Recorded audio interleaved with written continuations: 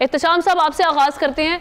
Sir, ये बार बार क्यों कहा जा रहा है कि हम एक तवीलुल मुद्दती प्रोग्राम में जाएं, साथ में ये एक लार्जर प्रोग्राम होना चाहिए, ये बेहतर रहेगा वज़ीर ख़जाना की जानिब से, इसकी रीज़न्स क्या देख रहे हैं?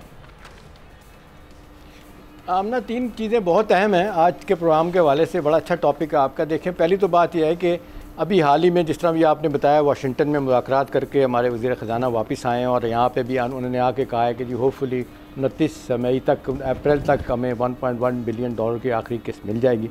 अगरचे बोर्ड का इजलास जो होना था हमारे कॉन्टेक्स्ट में नहीं हुआ। अब यह है कि जिस अंदाज से ये मुज़ाकरात ख़त्म हुए, ये बहुत अहम भी हैं और क्रिटिकल भी हैं। देखिए, इसकी वजह यह है कि एक तरफ IMF, वर्ल्ड बैंक और एशियन डेवलपमेंट बैंक और क्रेडिट एजेंसीज़ वो सारी कह रही हैं कि जी पाकिस्तान की हुकूमत ने पिछले 18 से 20 माह में, पिछली हुकूमत ने, अबूरी हुकूमत ने, उन्होंने बड़े कड़े फ़ैसले किए हैं, सख्त फ़ैसले किए हैं। उन्हें वे इकॉनमी को ठीक करने को वो कह रहे हैं जी सराह भी रहे हैं।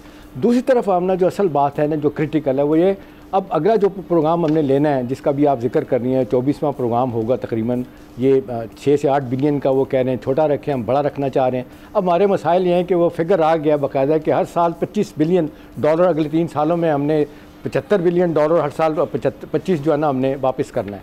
अब ये इतनी मुश्किल सूरत हाल होगी, इसके लिए IMF जो है ना बहुत सारी चीज़ों को शराइत लिंक कर रहा है हमारे साथ। पहली बात तो यह कि उन्होंने वज़ीर ख़जाना को मजबूर किया कि आप ये एमनेस्टी स्कीम, जिसको रोज़ हमारे लगारी साहब भी कहते हैं अशराफिया को फ़ायदा पहुँचाया जाता है, आज उन्होंने बयान भी दिया है कि जी आइंदा कोई एमनेस्टी स्कीम नहीं आएगी, ये अशराफिया के लिए जो हम देखते हैं कंसेशन होती हैं वो ख़त्म कर दी जाएंगी। एक दूसरी बात वो कह रहे हैं कि फ़ोकस उनका इस वक्त हो गया FBR।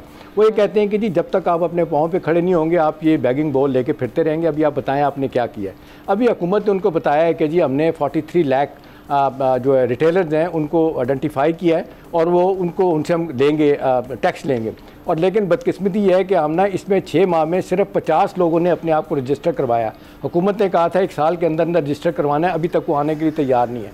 1200 रुपये का सालाना टैक्स देने वाले छोटे ताजर भी तैयार नहीं है। और वो कह रहे हैं कि जी हमने जब तक आप इसको रिस्ट्रक्चर नहीं करेंगे, IMF की अपना FBR की मामला ठीक नहीं होंगे। एक इस पर उनका बड़ा वो है कि जी किसी तरीके से ठीक करें।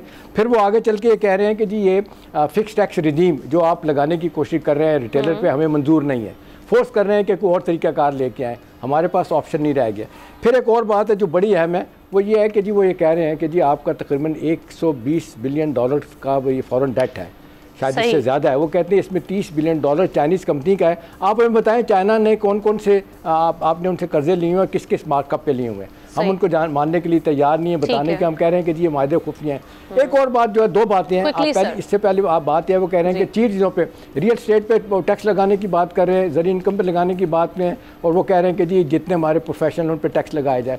आखिरी बात है मैं आमना वही है कि सारी चीज़ों के पीछे स्टेट डिपार्टमेंट खड़ा हुआ है। उनकी सियासी शराइत में जिनका हम दबे अल्फाज में जिक्र करते भी रहते हैं। हमारी मजबूरी इस वक्त हो गया कि उनकी हमें बात सुननी पड़ेगी, चाहे चाइना का मामला है, मिडिल ईस्ट का है, तो बड़ी मुश्किल है। इतनी आसानी के साथ ये पैकेज थ्रू नहीं होगा। सब्सक्राइब करें और बेल दबाएं ताकि कोई खबर रह न जाए।